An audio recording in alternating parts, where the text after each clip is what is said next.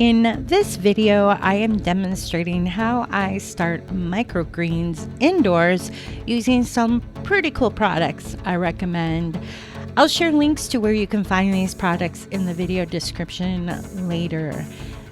Start out by filling the bottom of the clean tray with water you would normally use for your houseplants or drinking water.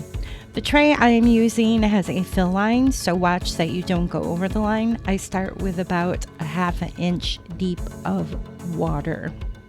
Next, I set the top tray that has holes in it on the top of the tray of water. The container, if you can notice here, has plenty of holes, and it also has some cotton rope that goes through it that can help control the water that will be used to keep the soil moist. Using a basic seed starting mix, I fill the top tray to about a half an inch thick before the microgreens seeds will be added.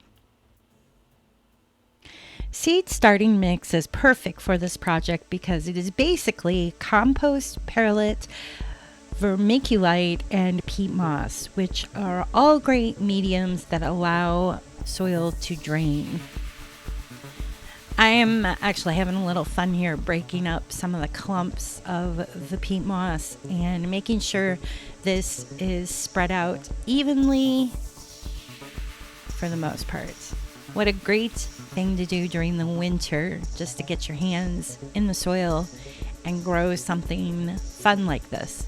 Microgreens are awesome because they are loaded with nutrients and they're so easy to grow. All right, now I'm going to go ahead and add a little more of the water because I need this peat moss mixture to get damp.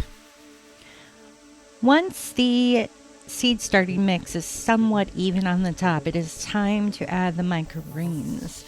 I am using one of my favorites, which is a spicy salad mix variety, which is broccoli, kale, kohlrabi, arugula, some red cabbage in it, and some mustard greens, believe it or not. There are some microgreens that you need to soak ahead of time, but these you do not, and I love these. I basically use a tablespoon, or you can use your fingers, whatever. Try definitely keep those seeds away from the soil because you want to keep them clean for storage. You won't use all those microgreens. That package over there was part of a pound that I bought, and I've used it quite a few times. I just love this. So carefully sprinkle it around. I love this variety because you can actually see the seed so you can somewhat tell if it's even or not. Just take your time and spread this around. This specific variety is literally like a magic plant, I think, because it only takes 8 to 12 days to mature. So definitely one of my favorites, and you'll love it because it has a spicy but yet kind of a nutty, crunchy flavor. You can easily mix it in with a basic salad like romaine or something. I like using it on top of my soups and even in sandwiches. So, all right, now we're going to take a light dusting of that same seed starting mix and put it on top of those microgreen seeds that we put in this entire tray. I want to note that you can use a potting soil mix, but the seed starting mix is just perfect because, like I said, you don't want the soil to be too heavy and bogged down with moisture. You want it to drain really well to help those seeds just kick it in gear and keep the plant healthy when it starts to grow. You are also going to want to be sure that you have a nice spray bottle in your microgreen garden setup.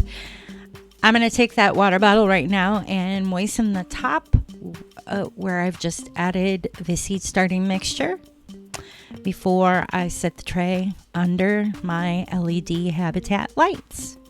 You don't need lights indoors to grow microgreens. Most microgreens will grow quite well actually in a windowsill with lights, but I like to use the LED lights during the winter. They're set up anyhow because I start seeds indoors, and it's just a nice thing to have. All right, now on this tray, I'm actually experimenting a little bit. I'm going to put a plastic wrap over the top to kind of help hold in the moisture and keep that soil wet. But I'm going to keep an eye on it because you don't want that soil to stay too bogged down, especially once the microgreens begin to grow and you start seeing the leaves pop up here, which will take about 3 days. So stay tuned. I'll be making another video featuring the microgreens I have growing right here indoors. So be sure to watch for updates on my website at brenhaas.com. Thanks so much for checking out this video. You can find more creative living ideas on my website at brenhaas.com. I hope to see you there.